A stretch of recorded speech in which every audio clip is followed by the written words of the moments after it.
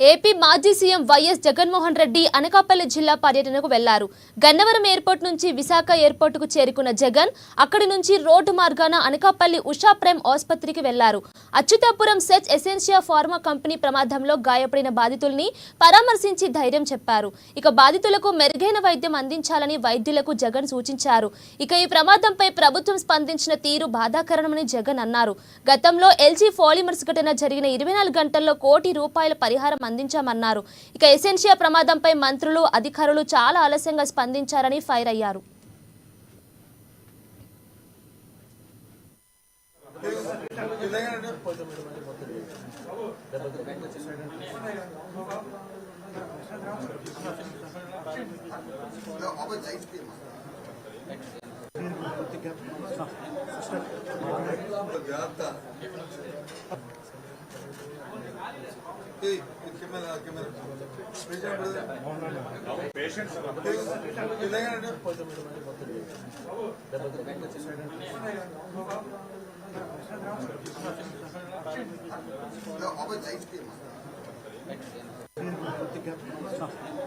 అచ్యుతాపురంలో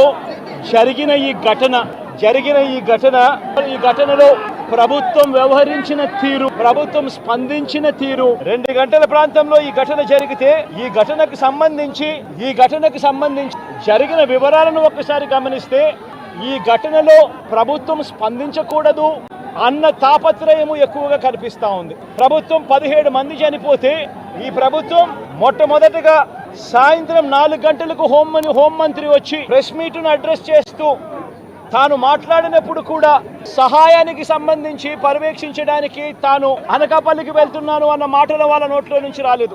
మరో గంట తర్వాత అంటే సాయంత్రం 5 గంటల ప్రాంతంలో కార్మిక శాఖ మంత్రి ఎవరి పరిధిలోకి వస్తుందో, ఈ డైరెక్టర్ ఆఫ్ ఫ్యాక్టరీస్ అనేది ఎవరి పరిధిలోకి వస్తుందో, ఈ కార్మిక శాఖ మంత్రి కూడా ప్రెస్ మీట్ పెట్టి ఎంతమంది చనిపోయారో తెలియలేదు అన్నాడు.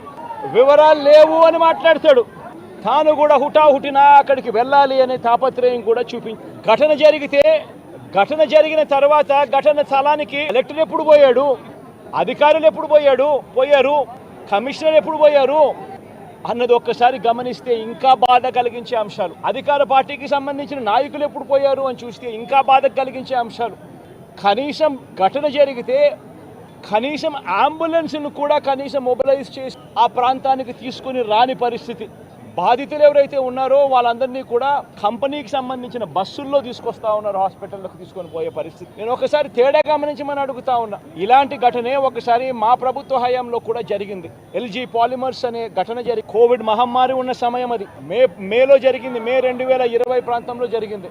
ఒకవైపున కోవిడ్ మహమ్మారి ఉన్నప్పటికీ కూడా ప్రభుత్వం ఎలా పలికింది, ఎలా స్పందించింది అని ఒకసారి కంపారిజన్ చేయాలి. ఆ ఘటన తెల్లవారుజామున రాత్రి 3:40 నిమిషాలకు తెల్లవారుజామున 3:40కి ఆ ఘటన జరిగితే తెల్లవారుజామున 3:40కి ఆ ఘటన జరిగింది.